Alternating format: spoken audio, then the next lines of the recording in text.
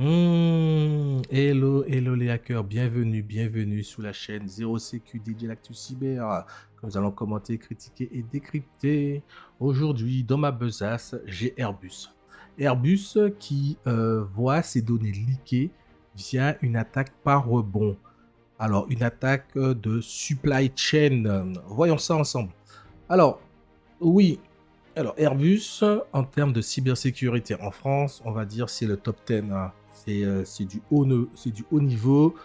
Ils ont des équipes assez high level également, des équipes assez performantes en termes de cybersécurité. Et ils ont même une filiale cyber qui vend ses services aux clients. Donc, comment fait-on pour s'attaquer à ce type d'entreprise? Eh bien, on s'attaque aux fournisseurs, on s'attaque aux clients. Si ces fournisseurs et ces clients ont des potentielles entrées. Et voyons voir ce qui s'est passé.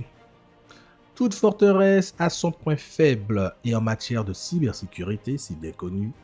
Pour s'attaquer à plus fort que soi, autant s'attaquer aux partenaires de sa cible. Et oui, c'est l'attaque par rebond, dit l'attaque par supply chain.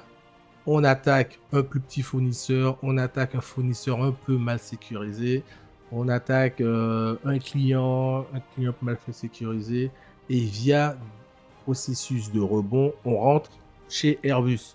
Je vous conseille d'aller voir les articles concernant l'attaque de Uber.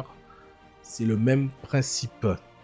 Le géant de l'aéronautique Airbus vient d'en faire les frais, comme le raconte Hudson Rock, spécialisé dans les investigations cybercriminelles.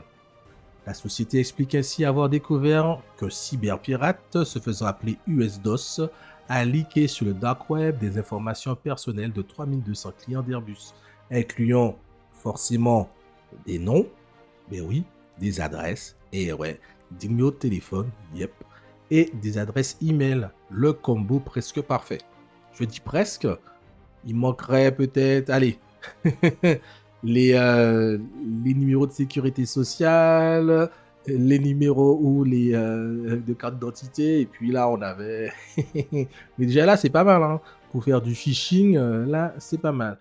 Alors, pour revenir rapidement aux pirates US-DOS, alors c'est une personne qui avait piraté le FBI, hein, le FBI, mais vous allez voir tout à l'heure, il n'est pas content.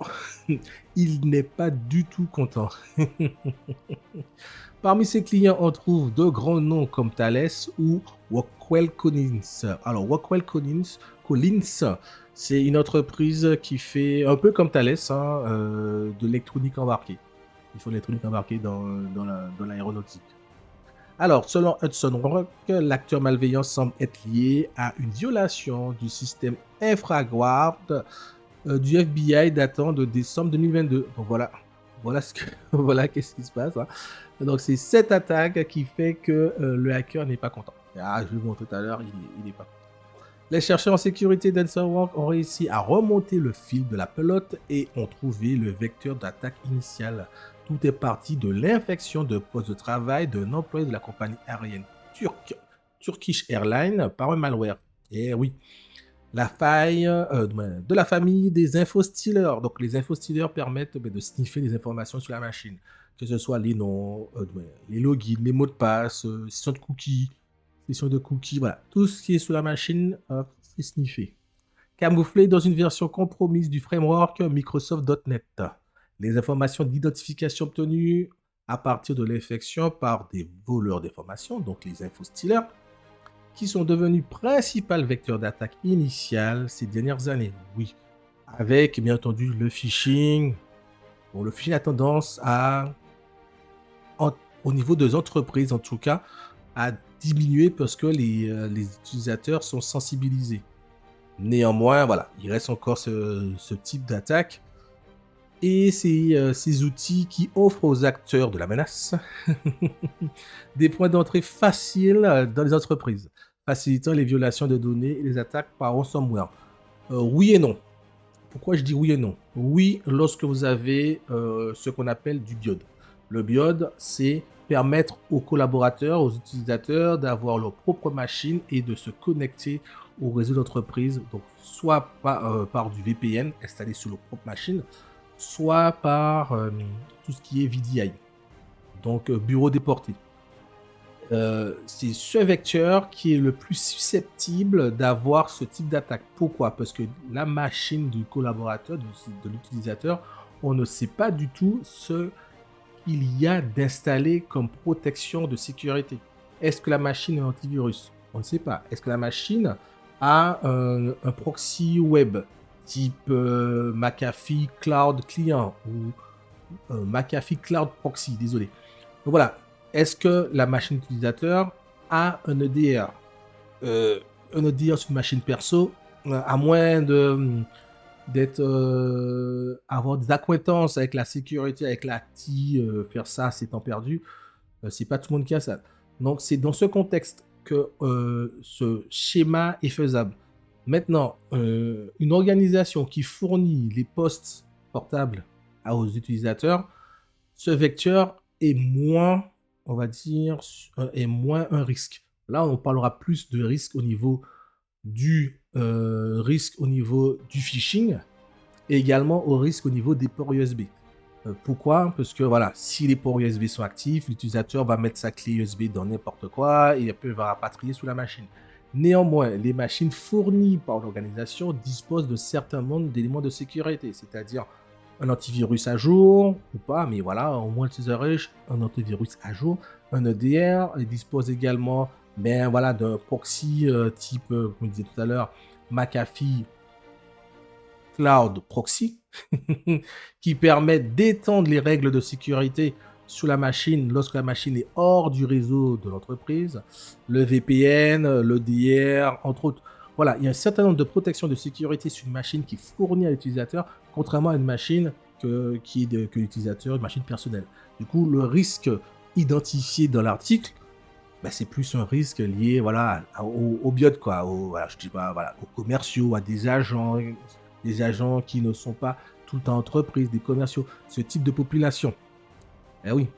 Alors, une fois les identifiants obtenus, le cyberpirate a réussi à mettre la main sur les données clients d'Airbus. Mais Hudson Walk ne livre pas plus d'informations sur ce sujet. Leak confirmé par Airbus. Ben oui, le serveur d'Airbus a confirmé ce leak. Nous pouvons confirmer le recoupement de vos découvertes pour ce compte utilisateur. Des actions ont été prises sur ce compte pour prévenir de futurs accès. Les autres comptes listés sur votre plateforme ont aussi été notifiés par des actions similaires qui seront effectuées pour tous les utilisateurs de façon imminente. Donc je pense que principalement, ils vont changer les mots de passe, changer les mots de passe des comptes, demander un changement de mot de passe. Airbus a précisé, ce compte a été utilisé pour télécharger des documents commerciaux dédiés à ce client à partir d'un portail web. Voilà, c'est ça le truc. C'est que le hacker a trouvé une entrée sur Turkish, mais cette entrée permettait uniquement de consulter, de récupérer des documents sur ce client. Mais ce qui est bizarre, c'est qu'il faut voir que ce client en question avait dans son espace, selon ce que dit Airbus, Airbus dit bien que des documents commerciaux dédiés à ce client. Donc, c'est-à-dire dans l'espace dédié à Turkish, il y avait des informations, des documents ou des prospectus qui concernaient donc Thales et qui concernaient Rockwell. Avec, là, il faut regarder également les noms, prénoms, adresses, mails, qui nos téléphones, est-ce que ce sont ceux de Thales et ceux de Rockwell, ce qui me paraît assez bizarre. Ça me paraît bizarre. Mais bon, prenons ça, voilà, prenons un article tel quel. Merci Dominique Filippone pour ça. Et on va, voilà, croyons Airbus sur parole. La problématique aurait été si l'espace web qu'Airbus a mis à dispo était lui-même compromis. Et là, on peut aller plus loin. Mais bon, mais qui est US-DOS, US-DOS, c'est un acteur, c'est un acteur, c'est un acteur, oui, c'est un acteur de la menace. Donc c'est un hacker malveillant, il semblerait, mais qui est pas content. Donc voilà une capture d'écran de Cybernews qui a été sur le forum en question, voilà, où en gros, il explique un peu ses motivations, voilà, tout ce qu'il a un petit peu fait. Et on voit quand même qu'il n'est pas content. Il n'est pas content envers Krebs. Krebs, c'est un journaliste qui fait beaucoup d'investigations au niveau des news cyber, au niveau des enquêtes cybersécurité, cybercriminelles. Et son blog est pas mal, donc c'est à aller lire, hein. Donc voilà, il explique que Krebs, c'est la dernière fois qu'il tag, comme terroriste, en gros, hein. Qu'on lui mentionne, qu'il mentionne son nom, c'est pas professionnel.